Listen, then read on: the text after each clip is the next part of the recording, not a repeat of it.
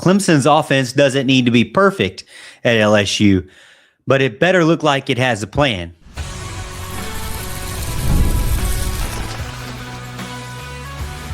You are Locked On Clemson, your daily podcast on the Clemson Tigers.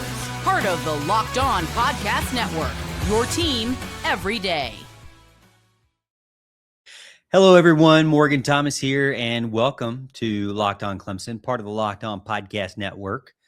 Today's episode is brought to you by FanDuel. The biggest stage in world soccer is here. Let there be goals on FanDuel. Visit FanDuel.com to get started now. And on today's show, we'll be talking about Chad Morris, Christopher Vizzina, and whether Clemson's offense can actually be ready at LSU week one. There's been some conversation, some articles that came out recently that said maybe Clemson won't be ready or the offense won't take its shape until October. And I can understand that idea. I mean, what well-respected guys, Will Vandervoort and Roy Philpott, had an article out recently that talked about this. It made a lot of sense to me. New quarterback leading the offense, offensive line having questions, new play caller.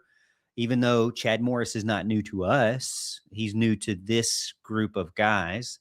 Timing, rhythm, and we have to admit, a tough opening matchup in Baton Rouge against LSU. And to be honest with you, it does seem like it's kind of an uphill battle for a team to start week one already having everything put together.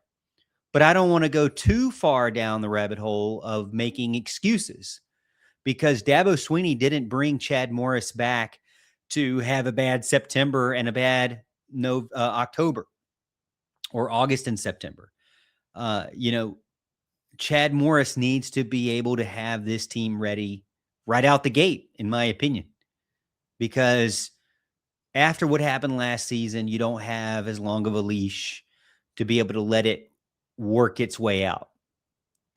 They brought Chad Morris back in to change the identity immediately. Now, I don't think that you should bet on the fact that Clemson's going to score 45 against LSU. I'm not extremely confident in that.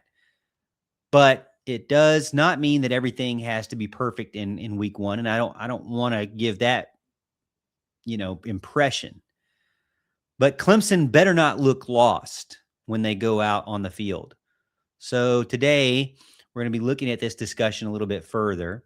The main idea is that, LSU is the early matchup that is a difficult matchup, but it's, to me, not an allowable excuse.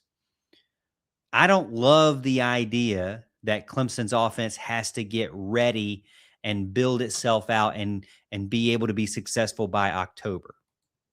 I can understand why people say that, though. I understand that this is a new version of the offense. And Christopher Vizzina is now in the lead role, or what we assume will be in the lead role. Chad Morris coming back, but it is a different era of college football. And the offensive line is still the biggest question mark to me on that side of the ball. But Dabo Swinney knows all that. He knew all of that going into this, and he better be preparing this team for it. We all know that those are the challenges.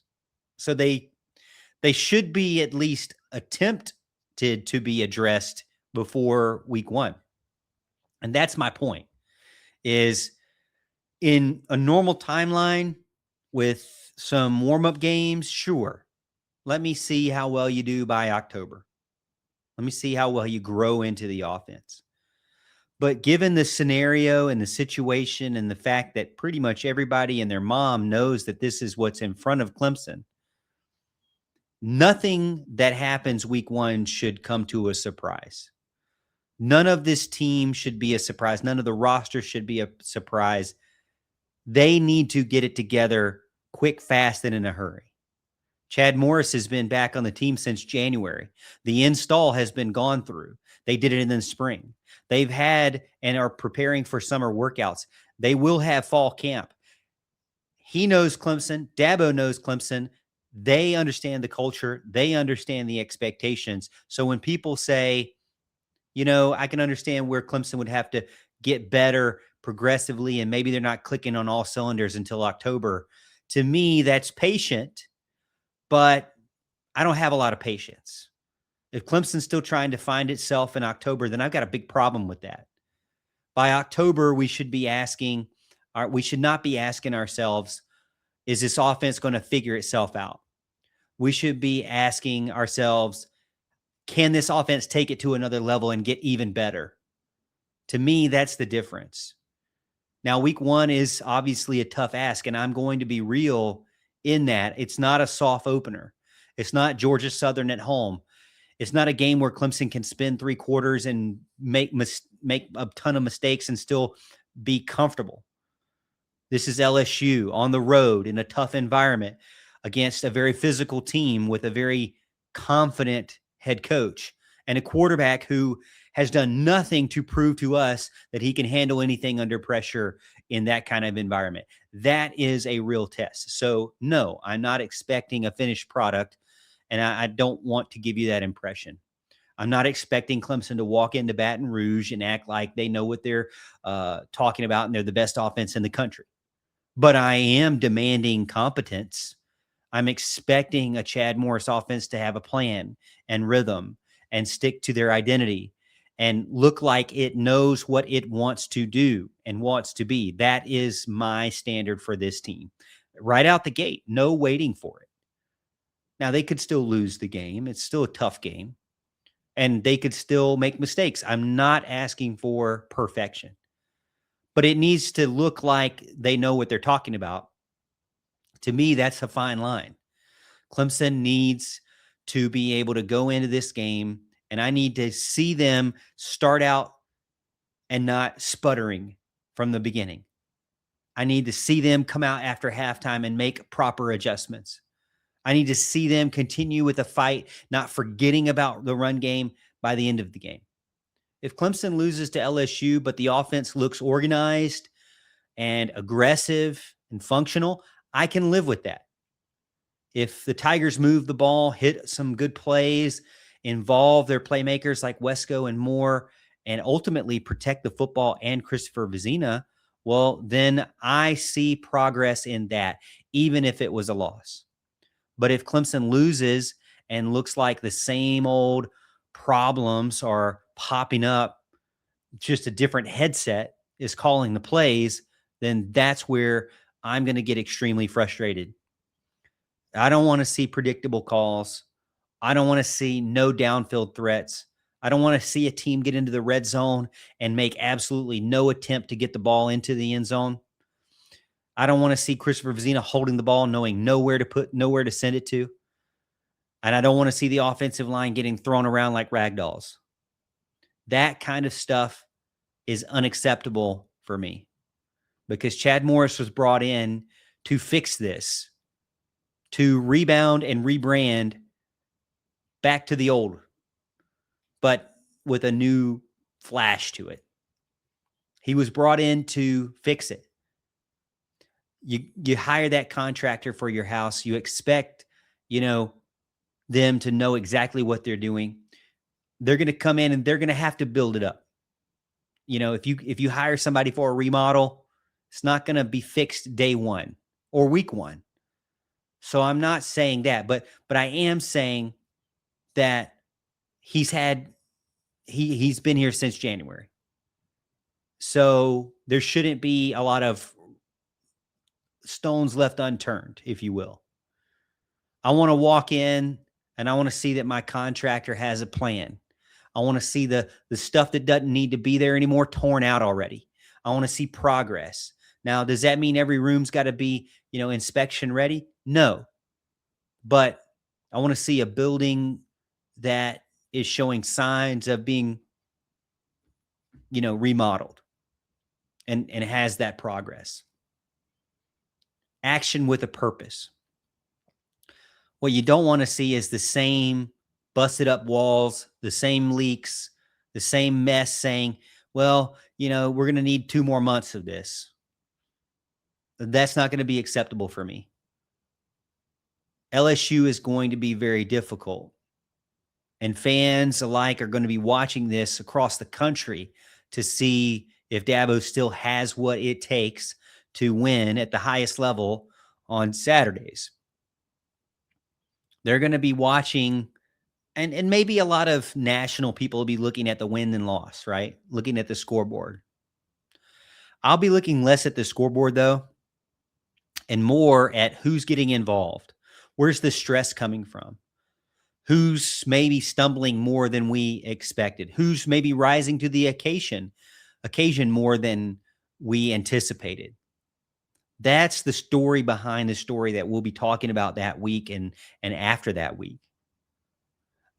The biggest mistake that could happen, that could ruin the entire season from week one, is Clemson comes out and looks like it never actually got started on that remodel. It looks like that the January to August didn't really happen. And, they're 9 months behind. That's going to be a bad deal for Clemson fans alike. We're not going to really be happy to sit through 13 or 14 weeks of it either. All right, stick with me. Segment 2, we're going to talk about if Clemson is not ready starting out the gate, then what does ready even really mean? And we'll define that right here on Locked on Clemson.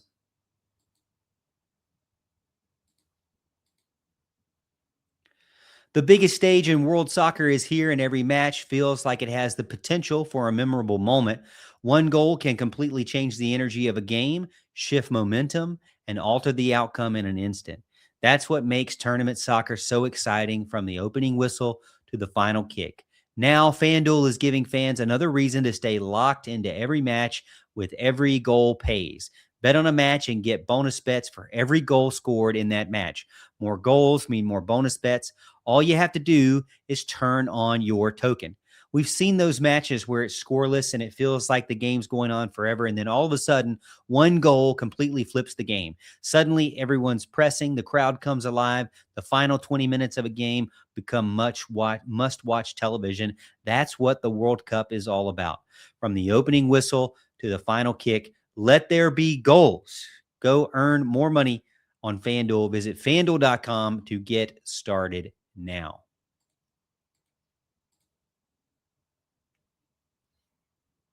Welcome back in. Segment 2 here of Locked on Clemson. Get your daily fix of Locked on Clemson completely ad-free by joining the Everydayer Club today. Start your 7-day free trial right now and get closer to your team without all the interruptions. Click the link in the show notes or go to lockedonclemson.supercast.com to claim your free trial. And once you join, you can also be part of the Everydayer Club Discord, where hundreds and hundreds and hundreds of everydayers are there and hosts to talk about their favorite teams. All right. Defining the word ready, because we got to set a baseline here. When I say Clemson's offense needs to be ready for LSU, I'm not saying they need to score 45. And I'm not saying that Christopher Vizzina needs to throw for 400. I'm not saying that Chad Morris has to completely do every single play possible to win the game, or that Clemson needs to look like a finished product. If I were saying those things, or if I did have those expectations, and maybe there will be fans out there, I'm sure, that have those expectations, but what I would say is that that would be the line where it would be unrealistic. Ready to me means functional. They go out there and they're able to execute based off their identity. They don't look like they're getting in their own way, falling over their own feet, or that they haven't ever played together before. Organized, that they're staying on schedule. They're running the right plays. They're in the right position. They're substituting properly. They're not having a bunch of penalties because of snap counts and momentum or tempo. Ready to me means also striking some fear into the opponent, not just being a pushover. I'm not saying that the team has to be perfect, but there needs to be playmakers on the team that are putting the opponent on notice, whether it be on offense or defense. But ready to me means the offense is good enough and organized enough, dangerous enough to keep Clemson in the game. That's the goal.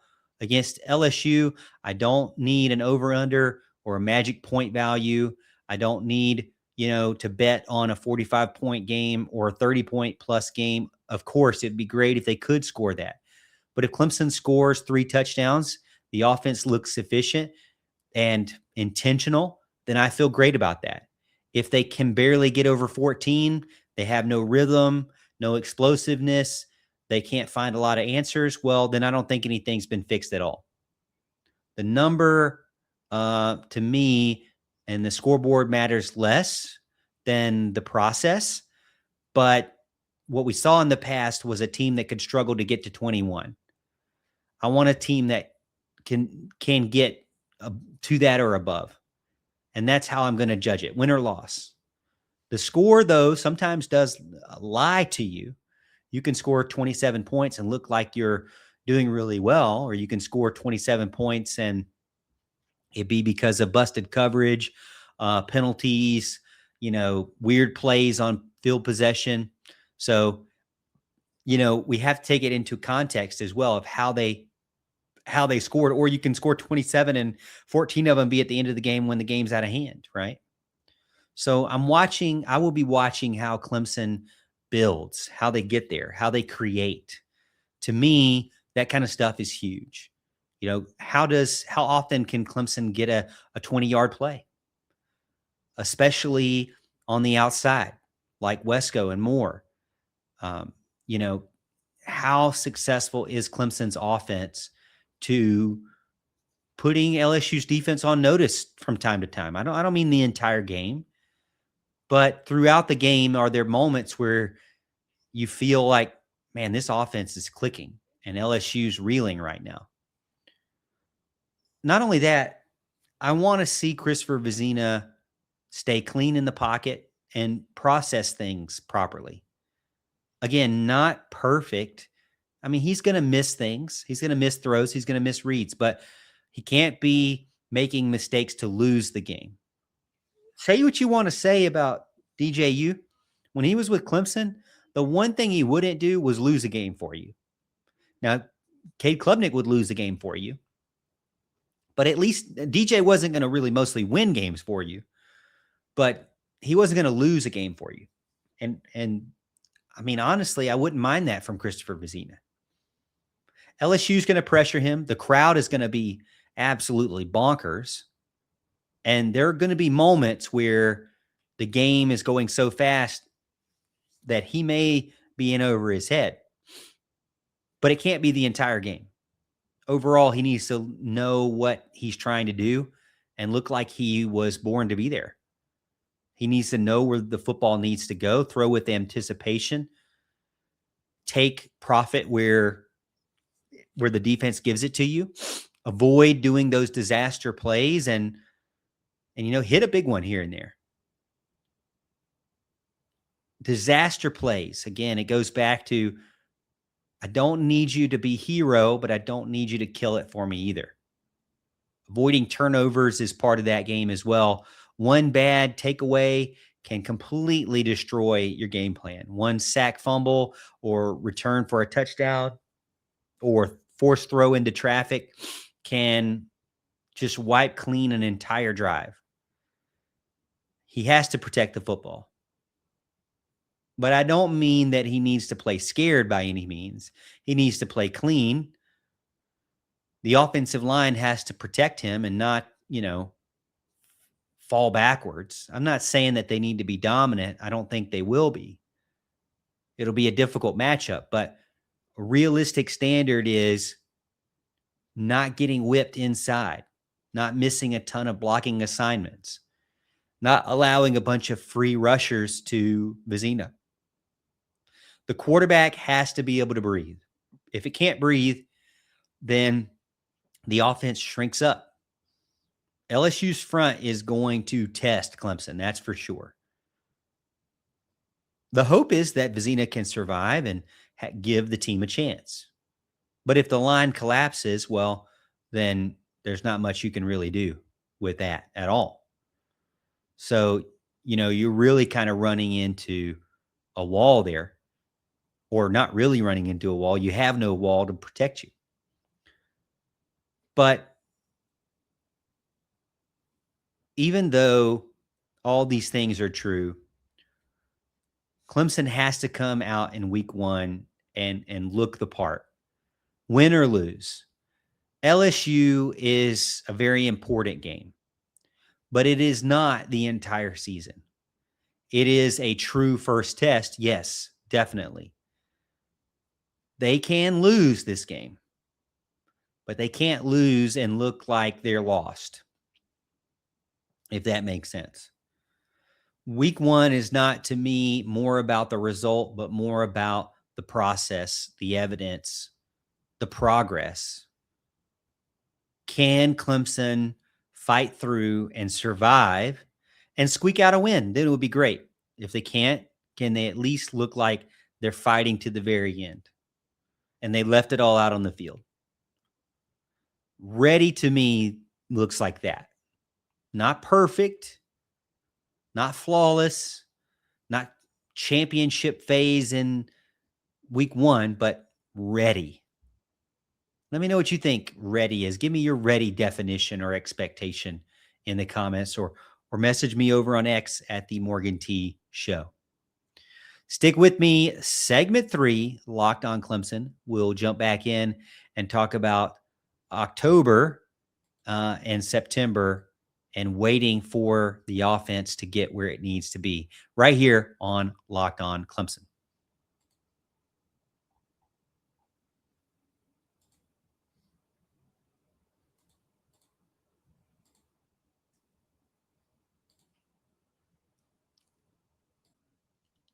All right, welcome back in. Locked on Clemson here, the everydayer only segment of Locked on Clemson. I lovingly call it that because this is the segment where most of the casuals have already moved on to Locked on Braves or somewhere else, but not you. You're sticking around for segment 3, and I really appreciate it. So if you haven't already, hit that like and subscribe button so you never miss another episode. All right, so let's talk about October more. Specifically looking at this schedule. I mean, you start out with September, and let's say that this is true, where the offense isn't doing very well from the start of the season. You know, it takes time to improve.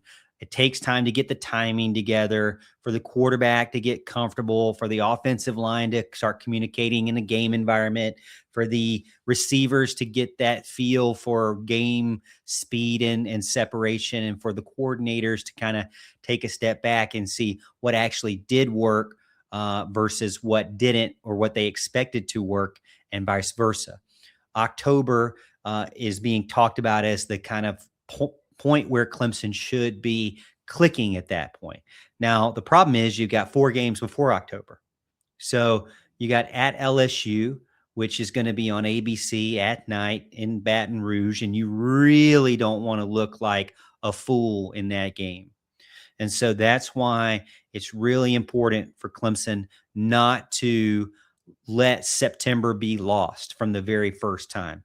You can't walk away from that game playing like trash and saying, well, we're just going to wait and be patient with us because we'll get better as we keep going and we'll make adjustments.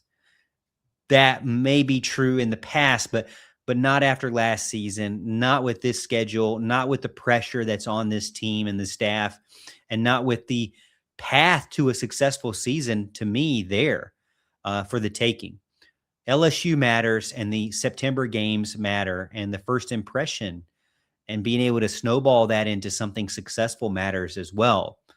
Because if the offense looks lost early, well, then the season as a whole gets tougher. Every drive becomes something that fans will scrutinize. 3 and outs become more of the same. Quarterback frustration becomes not just frustration, but then a debate to switch. And every poor protection, every sack becomes an indictment on the offensive line. It can really snowball out of control if you let September become a lost month. LSU going to be tough. Let's just say they don't win that game. Then Georgia Southern, that should be a win there. And they host North Carolina. Now, if you're still figuring it out, all of a sudden your first ACC game looks a little concerning. Even though I don't, feel like that Clemson has a risk of that game, you never know if your offense is just kind of sputtering. So that's when your risk comes in, is when you get into ACC play that early. I mean, you have two non-ACC games, one marquee game, one warm-up game, and then you start ACC play immediately. At California, well, the problem with that is it's in California, and it's across the country, and it's on a Friday. So it's a short turnaround. Well, you're telling me, and it's at 10:30 p.m. So you're telling me that this team is going to still be sputtering, still be trying to figure it out and find evidence of a clear identity. If that is the case, then wouldn't we all be concerned about the future of the Clemson program? And then you say, okay, well, that's where they've warmed up. They figured it out. And maybe they walk away 2-2. Maybe they walk away 3-1. Best case scenario. 4-0 would not be the best case scenario. I mean, I guess mathematically, yes, it would be the best case scenario, but 4-1 would be the best case scenario if you weren't still trying to find your identity on offense. So the question there is, can you walk away 3-1, or at worst 2-2? And then if you're 2-2, then to get to those 10 wins that we were talking about last week, you can't lose any more games. And that's going to be a big concern. Maybe 9-3 would be the max, because your first game after that Friday end of September game against Cal is going to be against the Miami Hurricanes. Now, it will be at home, thankfully, but that is going to be a major matchup. So you're telling me that now all of a sudden you're going to be ready. Well, I hope so. That would be a huge moment for Clemson to actually be clicking on all cylinders. Because if they are, then they follow that up with a bye week and then a game against Charleston Southern. So they have kind of 2 weeks to kind of lick their wounds after a very difficult beginning of October matchup. If somehow they can walk away from all of that going into Halloween against Florida State in Tallahassee with 5 wins and 2 losses, or somehow 6 wins and 1 loss, that would be huge. That would be huge for this team. Be a major rebound, because you'd have half your games left and already at 6 wins, But can they actually do that? Is the more likely, opportunity there, or at least outcome, 5-2 or 4-3. So you cannot let September just pass you by and be a month where you figure it out, because there is some opportunity there for those teams to come and bite you. And that's where I get worried about Clemson overall. If you're going to say it, if you're going to frame it to, it's going to take some time. Time to me is not what this team has on its side anymore. And I don't really necessarily mean team, but I mean staff. If you really think about it, the Clemson fan base is not going to accept more sluggish performances and more lack of identity. I don't believe the fans want perfect, but they want that Clemson standard, and they're going to demand it from week 1, not October 1, but September 5th. So Clemson needs to bring the identity to Baton Rouge, and it needs to compete, whether they've got everything figured out or not. You don't want to be going into 5 games, going into that bye week, October 10th, and still with a huge question mark on what this team really is and what this team can afford to, how many more games the team can afford to lose. You want to be going into that bye week thinking, man, 10 wins is still on the table. This season is not a season where we can afford, or the staff can afford, to just get better eventually. They're going to need to be moving in the right direction immediately. And we'll know very quickly whether or not Clemson is set the bar and has a high bar and is reaching it or making progress to it, or has the high bar and is miles and miles away from it. Hey, thank you so much for tuning into Locked On Clemson today. Clemson's offense doesn't have to be perfect, but it can't look lost. Chad Morris has to bring back that identity that we want to see and get the ball in the playmakers' hands. Thank you so much for making Locked On Clemson your first listen, and make sure you subscribe and follow so you never miss another episode. Find me over on X at The Morgan T Show and get your daily Clemson fix with the Everydayer Club. Start your 7-day free trial today.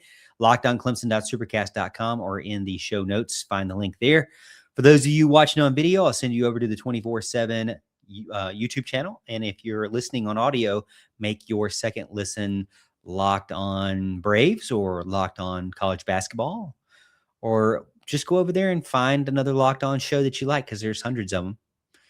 Thank you again, and we'll see you tomorrow, and we'll see you at the top of the hill.